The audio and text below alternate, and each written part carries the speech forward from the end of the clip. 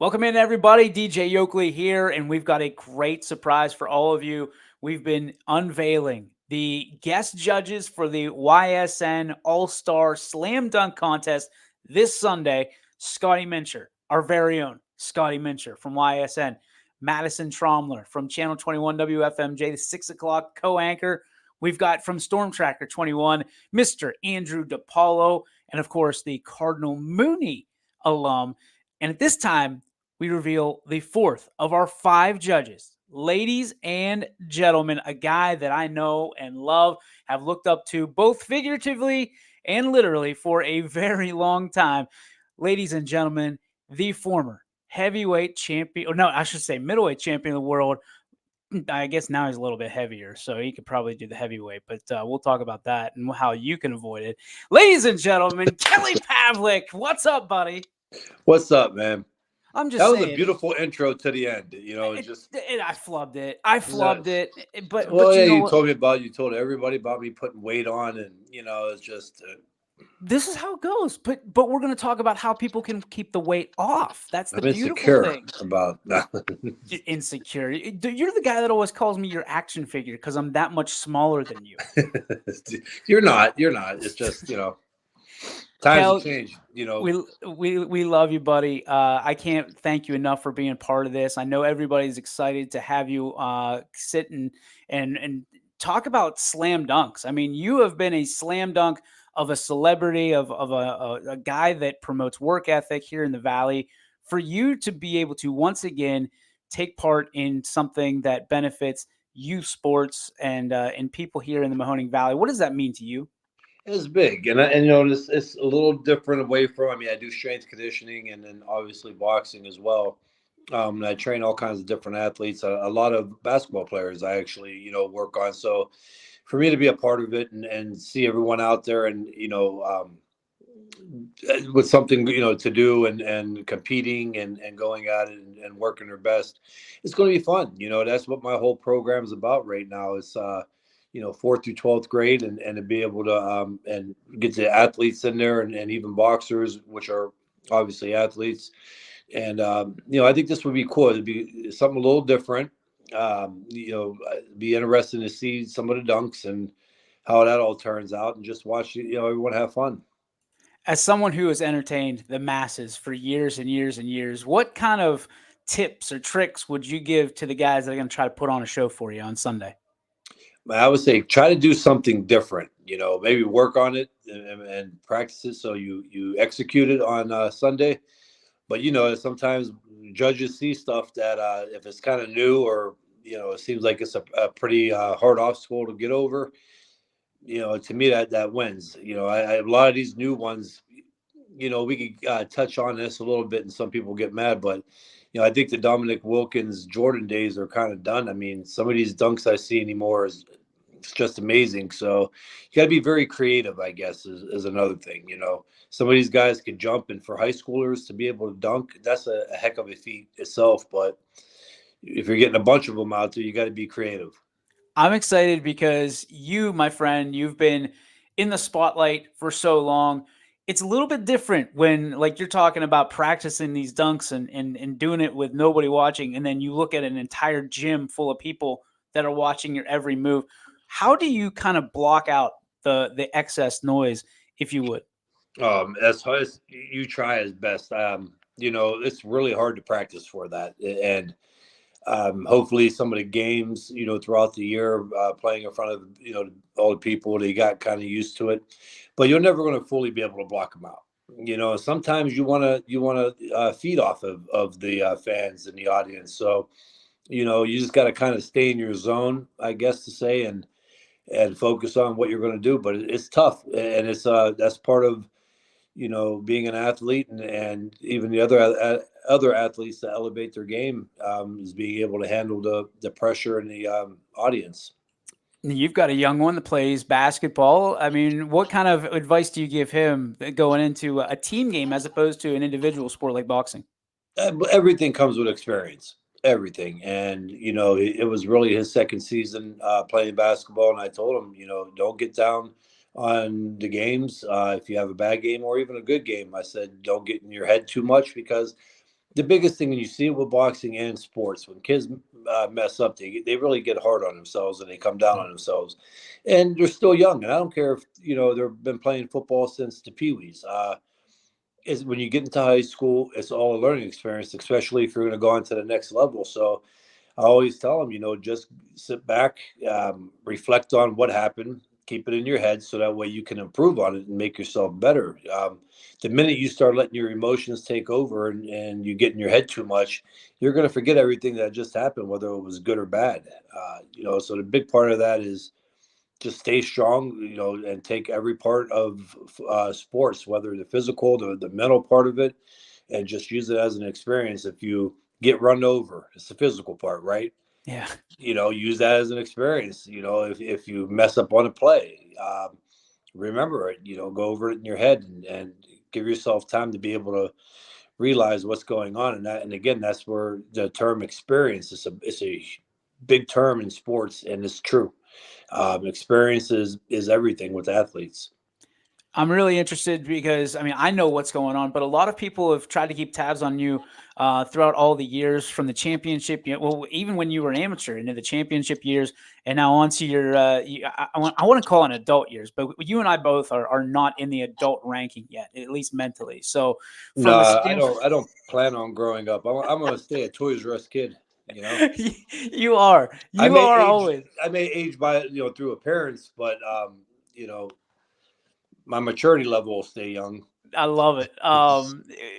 Tell people what you have, but you've got going on. I mean, you've got a lot of irons in the fire right now. But some of the new things that your nonprofit gym that has been absolutely killing it. People just all over the place. The looks, the aesthetics of it are phenomenal. Obviously, you still have your gym in Columbiana, and you got some other things going on with some fights. Let's start at the top with the new nonprofit gym. Talk to me about that, how that started, and how it's going. Yeah, so the new nonprofit ties in a little bit with the Columbiana gym. The Columbiana gym is a fitness center. Weights is almost like your Planet Fitness or YMCA. But I have 47 between 47 and 50 some kids in that program in Columbiana, which is free to them, 4th through 12th grade. And I back during the summer I bought another gym, and I opened it in right around October. And it's all boxing, and it's in Boardman, Ohio. And I got probably over 50 kids in that program right now. Wow. And yeah, and every day I'm getting handfuls of new kids, and so yeah, spread very thin between the strength conditioning and bouncing back and forth. Um, yeah, but it's going great. The kids are loving it. They linger around after boxing because they just love being in a gym, and they socialize with all the other kids. The big thing there is you can kind of kick your team spirit out the window at the boxing gym because you're a family once you're in there. Whether you're from Poland or Canfield or Boardman, or if you go to East and Cheney, there's no rivals. There's it's all one big family with the boxing, and they all get along with and they mix it up and talk, and it's pretty cool. So yeah, the boxing gym, and I run that at 5:30 to 7:30, and I got homeschool kids at the Columbiana gym for strength conditioning. I got a wrestler and a couple of track kids that I train early in the day, and then by 3 o'clock I'm there till 5 o'clock, and then I hurry up and get over to Boardman for the boxing. For you, why is this so important? Why this has been something that's been on your heart for a long as I've known you personally. Why was this so important for you to pull off and do it right here in the Valley? Because first of all, I was always a gym rat. And not really by choice, you know what I mean? But because it was part of what I did. Strength conditioning, people don't understand. Strength conditioning is everything in any sport. It really is. And if you can't get yourself into physical shape and condition, it's going to be hard to execute the X's and O's that you try to learn. So it's very, very important. It's one of the biggest things in sports, and so I always had a love for strength conditioning too. A lot of people just go through the process, and even if they have personal trainers, they kind of just go through with it and then do their thing in the ring. As where I was kind of always a student of the game, and a student with this open ears, open mind, and learning. So strength conditioning has always been big to me, and I love doing that. So, I wasn't. I didn't go to school to become a lawyer or a doctor. So I figured, you know what, let me stay in the gyms and train athletes in general. I'm real big on that. And then obviously the boxing, it was a no brainer that I was going to open a boxing gym and become a boxing coach as well. And eventually, the main goal is to have one main facility in Mahoning County where I could do the strength conditioning and boxing while having the hubs and still being able to get out to those, as much as possible, and having the employees and personal trainers that are under my tutelage and under, my workout regimen, be able to provide that for the kids. So it's something that I've always kind of wanted to do, but also when you start talking about the young kids, with the athletes, in my program I have counseling services, going to be providing counseling services and tutoring, and that's another big part because if the kids ain't performing in school, we got to find some form of punishment. I don't want to kick kids out of the program because that kind of defeats the purpose of what I'm looking to do, but there has to be some form of punishment for not getting good grades or getting in trouble. And I think that providing these services with the tutoring and counseling, for the kids is a huge part as well, to be success stories. Not every kid's going to go to D1 school or D2. Not every kid's going to be a world champion boxer, but I want the success stories coming from these kids. And so again, I guess with everything that I've been through with my career and just being in a sports world, and then on top of that, putting structure in these kids' lives, it's a very big and important part that I really want to be a part of, and I'm striving to make my program be one of those top programs in the country. Oh, I mean, without a doubt. I mean, if anything that you touch turns to gold, my friend. You, for a lot of us, especially in our generation, you brought boxing back to Youngstown, to the Mahoning Valley. You got people interested in it. They were living for it. Every fight that you had. Now that you're on the, I guess, Balboa side of being Rocky Balboa, talk to me about kind of the next generation of boxing. Who's going to bring it back once again to the Mahoning Valley and showcase this? Who are some people we should keep our antennas up for? Um, well, you got the girl fighter Zion that I trained, Zion, and yeah. and I've pretty much had a big part in her career, from the time she started boxing. Before I got the boxing gym, I did all the strength conditioning for Z. I've been doing strength conditioning since she was probably 9, 10 years old. And she's also performing in track. She's beating high school times, seniors in high school, and she was doing that in the seventh grade. And obviously, this past year in the eighth grade, she has. But Zion she just won her fifth national tournament last week. She's a really sharp fighter. A lot of things to work on. I don't always just tell her how good she's doing, because you can't in the sport. Nobody learns from that part of it. There was a lot of bad habits she picked up from not knocking the other trainers, but being at the other gyms. It's just sometimes trainers don't really know what to look for, and so that's a big thing right now. Is still a work in progress, and we always got to work hard because she's a top fighter and everybody's going to be gunning for her. And but I would say right now she's the one to definitely look out for. um I got a couple of other young kids right now, though. For the most part in my program, it's a lot of green kids. There are just a lot of brand new kids coming that want to do boxing. And I got a pro fighter that came over, but for the most part, yeah, they're all young. And that's the part where trying to sustain the gym right now, working on just getting the for-profit part going for boxer size, so I could keep going at this route with all these kids. And eventually I'm going to have to get into another time slot for the boxing gym just to break up the amount of kids in there at one time. Obviously, not everybody that goes in your gym is going to be a world champion or necessarily wants that to be part of their plan. So, what other people are you seeing, or do you hope to see walk through the doors, and kids walking through the doors to take part and just learn a little bit about boxing, and if nothing else, just get a great workout?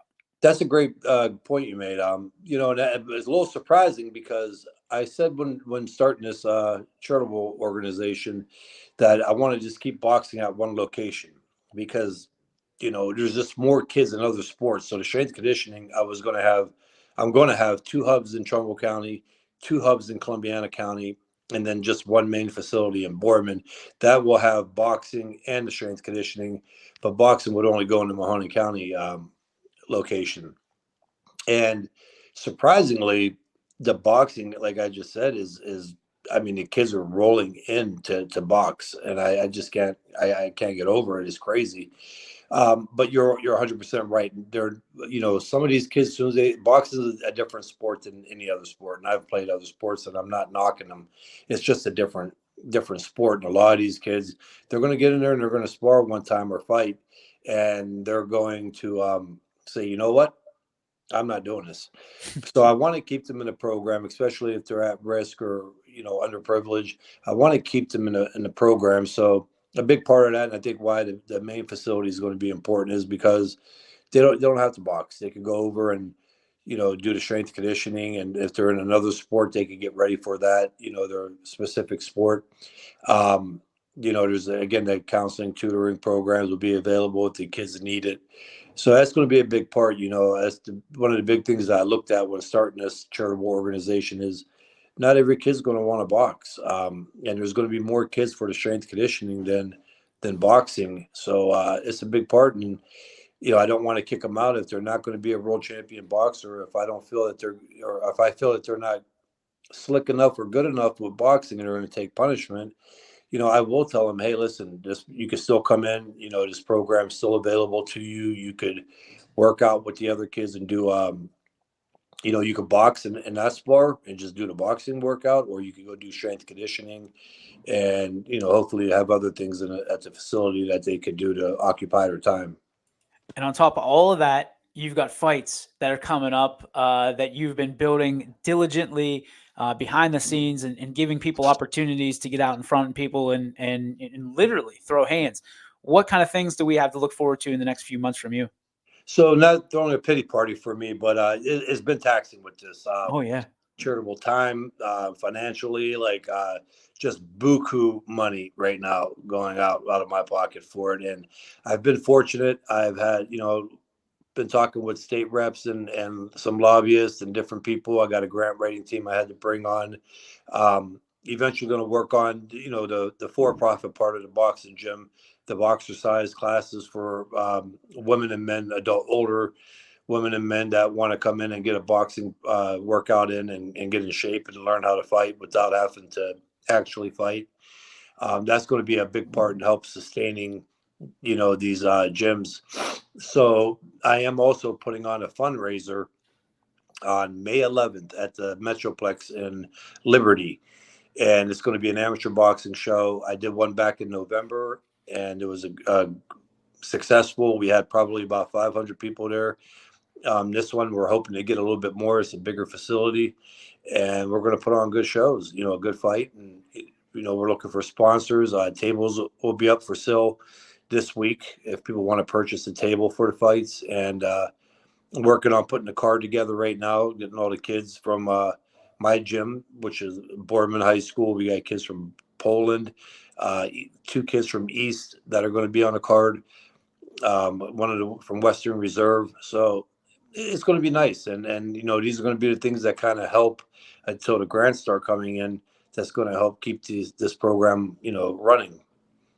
Outside of seeing you on Sunday nights at the All-Star game for YSN, how can people get a hold of you if they want to sponsor, they want to buy a table? How can they get in touch with you? They can call 330-565-8665. That's the gym phone, or they can come by the boxing gym at 5:30. I'm there 5:30 to 7:30. Give or take a couple minutes. I'm running from Columbiana to Boardman, but my wife's usually in there. She's been a huge help. She comes in and she keeps the little kids busy with agility ladder or push-ups or sit-ups, and keeps them all in a group, which I definitely need, because if not, they're running around swinging from every piece of equipment in there. And It's just funny, I laugh at it. But she keeps them in order, so she'll be there. If I am running a little late, she's there getting the kids ready. So yeah, they can come in, they can donate to the charity or to the for the fight. They got to, if they want to buy a table. Right now, I'm just doing cash or check for the tables. 400 for a table of 8, which turns out to 50 a person, and then the rest is $25 general admission. And I will have the sponsorship packages up on my Facebook by the end of the week. We're looking forward to it, man. You can count YS in on whatever you need. Thank you so much for helping us and taking some time out of your day for today and obviously on Sunday as well. We're looking forward to having you, man. Kelly, the Well, Ghost, Pavlik. thank you, bro. I appreciate it, and I'll see you Sunday.